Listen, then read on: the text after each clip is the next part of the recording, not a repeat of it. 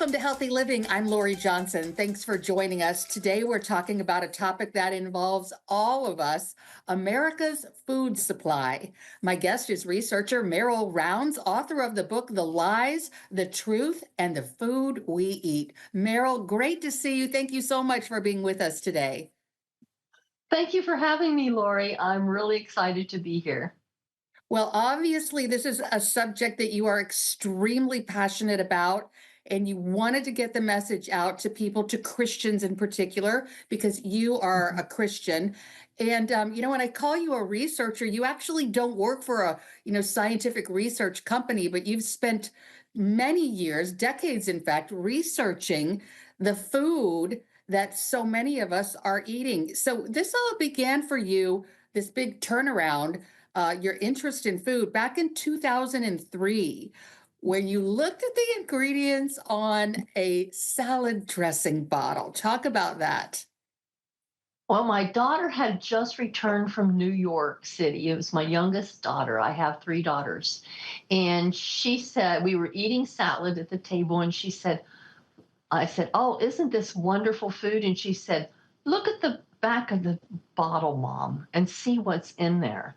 And there was nothing I could pronounce except for soy. And I was like, "Oh no." So I went to the computer and looked and to see what was in there, and it was like MSG. It had all these chemicals in it that I couldn't pronounce, and I started researching what those chemicals were, and they were really horrible for your body, especially your internal organs. I had seen the results from my parents and my siblings of what they ate, and I didn't want to end up like that. So they both had Alzheimer's and dementia. It was definitely from the food supply. Well, we know that the United States is one of the least healthy countries in the entire world, and Yeah. experts do blame that on the food we eat. How bad are the foods for us? Like most foods that you'd find in a grocery store, like how devastating are they? Well, you don't want to eat processed food because it is full of additives. If you turn it over and look on the ingredient label and you can't read what's on the ingredient label and understand what that food is, don't eat that. We all have a computer in our hands. The phone is a wonderful instrument for finding out the truth about what we eat. I was just to the point where I had to put out a book. I was driving my husband absolutely crazy because everyone I talked to, I said, "Did you know that this is in this? And did you know that this does this?"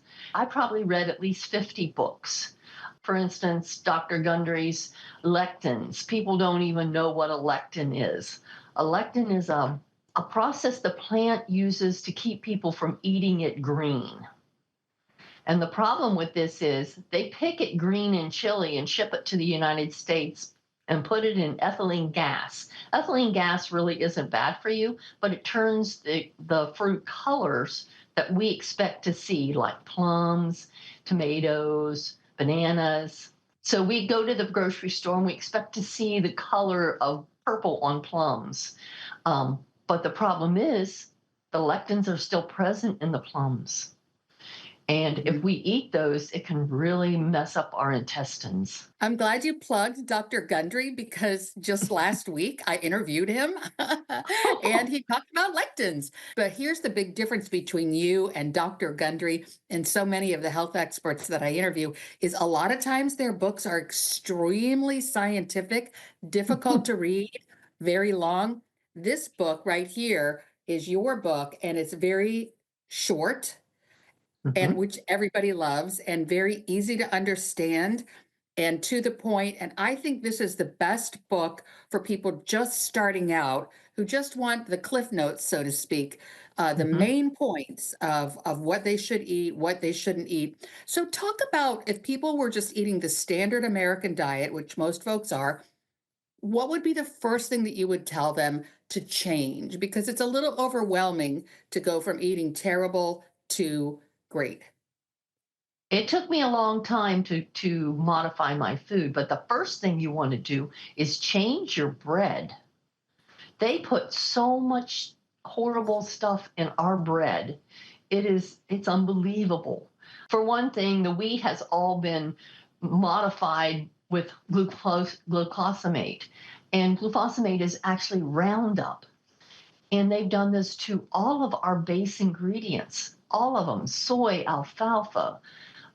So it ends up in the meat, it ends up in the milk, it ends up in our bread, especially the bread, because if they use the regular flour, that flour has been genetically modified by Roundup 3 times before it ever gets into the bread.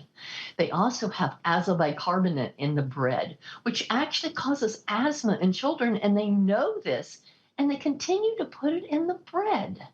Our rates went up 500% right after they added that, within the year after they added the azobicarbonate in our bread. If you go overseas to Asia, they'll put you in jail for 14 years and give you a $250,000 fine for putting azobicarbonate in your bread. So you look for azo bicarbon. That's the chemical you do not want in your bread, especially if you have children. Well, what kind of bread do you recommend then? I have a recipe in my little book. I have been making this for probably 15 years. I got the basic recipe out of Choices. It's called Choices. It's an Amish book from Sugar Creek, Ohio.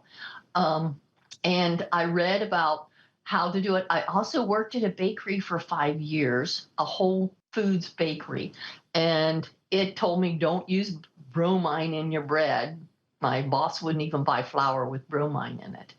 So I learned to soak grains and to make this, and I started making this bread myself. It makes 6 loaves at a time, which may be overwhelming. I am in the process of having this book updated so that there will be a recipe for 1 loaf, 3 loaves, or 6 loaves in the updated version. But the thing Um, I feel kind of like if you're going to go ahead and make homemade bread, go ahead and make 6 loaves and then freeze 5 of them, right? You can Yes, freeze. and this stuff freezes wonderful. When you pull it out and it thaws, it's just like it was baked. It is a One. soft Ohio bread because Ohioans like their bread soft. They don't like hard bread. You're from the Cincinnati area. I grew up in the Columbus area, but yeah, so I know what you Well, mean about the Ohio bread and the large Amish community there and the fantastic food. We're going to take a break and be right back with Merrill Rounds. The book is called "The Lies, the Truth, and the Food We Eat." Stay with us. Stay connected with CBN News all day across our platforms. Welcome back to Healthy Living. We're talking about how to change our diet to get rid of a lot of the processed foods, the chemicals, the additives, the pesticides.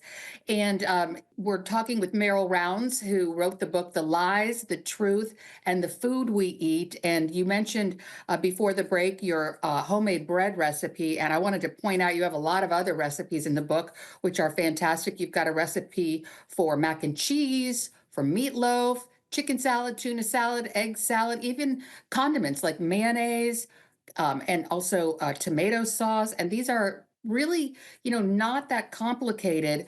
Talk to our viewers about, you know, some of the other problematic foods that so many of us eat, especially oils.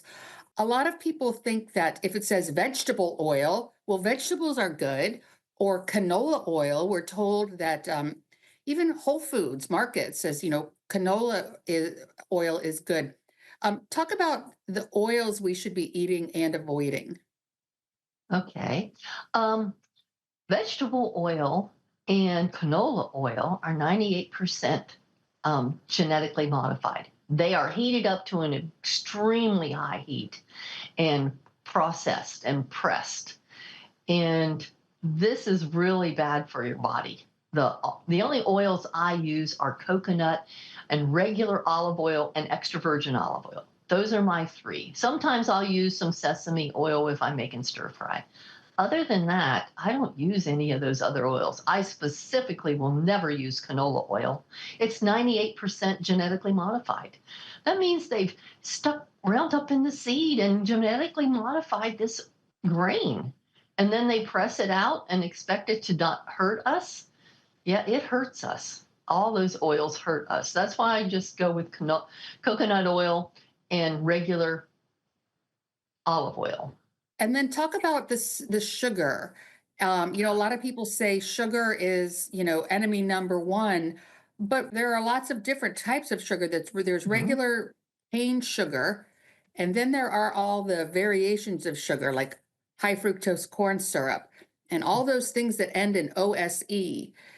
And then you have the artificial sweeteners, things that are in diet drinks and diet foods. Can you talk about what we should know about sweeteners? Okay, sweeteners, go to stevia. Stevia can be used in anything cold. If you're making up a salad dressing, you can put a pack of stevia in there and it'll be sweet and it'll taste great. Stevia is a plant. I've actually grown stevia here at the house, and it's wonderful for teas. It's wonderful for lots of things. I have problems with it baking, it leaves an aftertaste. But instead of using that, you can use agave nectar. You can use organic, or I stress, organic cane sugar. On the back of the package, it lists sugar and how much it has. It is beet sugar and it has been genetically modified. They have actually added Roundup into the seed, and when it grows up, then they hit the field with Roundup so that all the weeds die and the plant stands up. And that's all well and good, except that they didn't do much research on what it actually would do to our bodies. The research out there was done on rats, and when they did it right in the beginning, and then they swept it under the rug. They didn't want anyone to know what it would do to our bodies. For males, it gives them heart attacks. They didn't even reach adulthood for the rats. And the reason they use rats is because they have the same internal organs we do. And the females could not give live birth, and they had trouble getting pregnant. Does that sound familiar to anybody? Why do we have Absolutely. all of our young girls going through IVS? Because they can't get pregnant.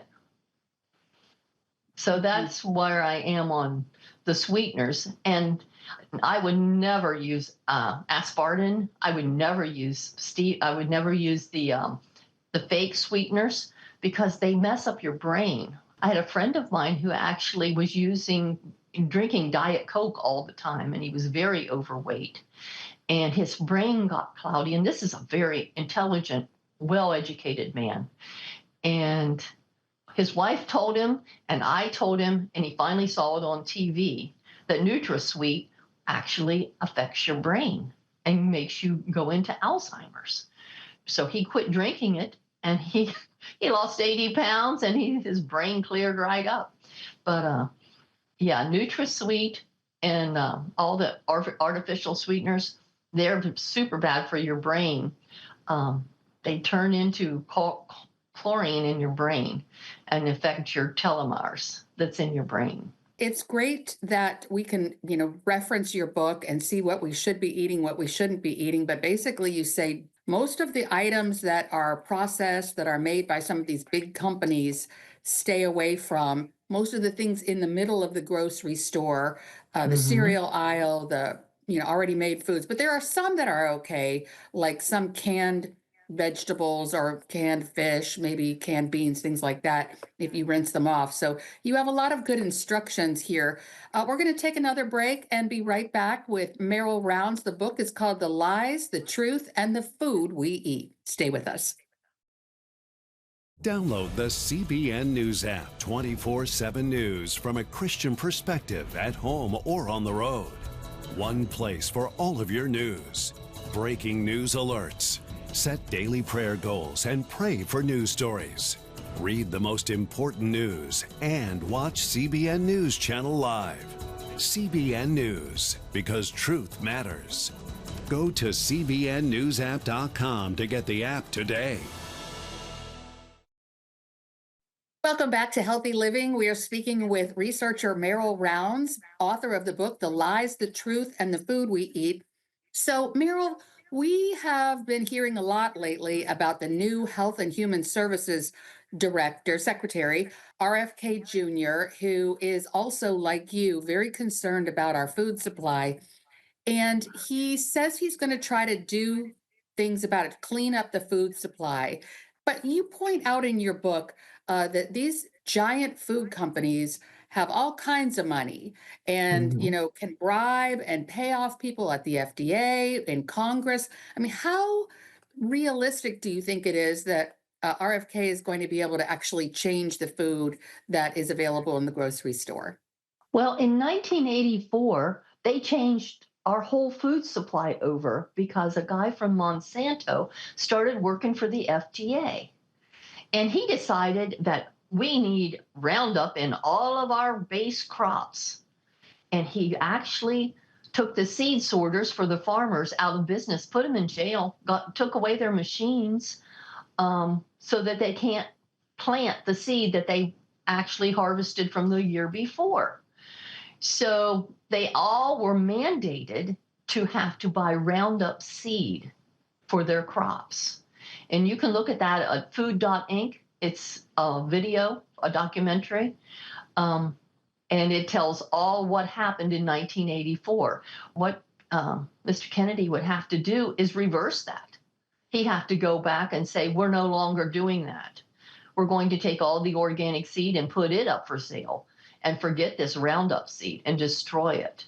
I mean, even people in Africa, they were going through a huge famine, and they decided to send them some of this wonderful Roundup seed. They used it 1 year and burned it because it made their people sick, because those people are eating pure food. They're not eating things out of the grocery store. They're eating pure food. And when you have a pure system and you put poison into it, it will make you very sick. And it made them sick. Even though they were going through a famine, they were smart enough that they knew they did not want this kind of wheat. And they destroyed the crop. I think he could change it, but it's going to take a lot of work. And it's going to take a lot of work through the FDA or through him actually saying, we're no longer going to plant Roundup seed. And that's basically what we're all eating. Is if you go conventional to any grocery store or go to any restaurant, if it's not Chipotle, you're eating Roundup with every bite. And Mhm. yes, they say it's only trace amounts, but if you've got Roundup in the bread, Roundup in the meat, Roundup in EDTA in the mayonnaise, that was my big opening. When I found out they were using embalming fluid preservative in mayonnaise, it made me ill. So that's why I Right. started making my Literally, own literally and mayonnaise. figuratively. Yes, All right, we're going it to take made me another ill. break and we're going to be right back with Merrill Rounds. Once again, the book is called The Lies, the Truth, and the Food We Eat. Stay tuned. I'm Ephraim Graham, and this is Studio 5. Cruise with me as I discover the good things happening in the world of music, sports, television, and movies. And that's the hope, and that's the whole conceit of the show, is seeing Jesus through the eyes of those who met him. We'll chat with artists at the forefront of entertainment and explore the connection between popular culture and faith. That was the moment that I knew that I was called to music. Wednesday night at 8 on the CBN News Channel. Welcome back. We're talking to Merrill Rounds, author of The Lies, the Truth, and the Food We Eat, where she lays out how we should be eating and also living, because you talk a little bit too about, the types of cleansers, laundry detergent, try to get the plastics out of that. And you even have some recipes for that. But I wanted to get back to this idea of, you were talking about the glyphosate, the Roundup, and these things are not in organic foods. So you're No. pretty safe to go ahead and buy organic foods. But so many people cannot afford buying all organic. What do you say to them? I have in the book a thing called the Clean 15 and the Dirty Dozen. The Clean 15, there's 15 products that you can buy that are not organic. All you have to do is wash them, because basically they haven't been grown with glyphosate. They have just been grown conventionally, but they have pesticides on them. So you want to peel it off or wash it off. And you can do that with a fourth of a cup of vinegar and water. You can wash your berries. You can wash the pesticides off of them. For me, it's worth the extra dollar to buy the organic berries, especially berries. They have such thin skins, and you don't want to eat glyphosate in those. I didn't want to just complain about the food supply. I wanted to teach people how to get around it, how to not eat it. And that's why I wrote the book, because I wanted to have a solution for how we can not eat what they want us to eat. If they make us sick, then Big Pharma comes in and gives us all these chemicals to fix that.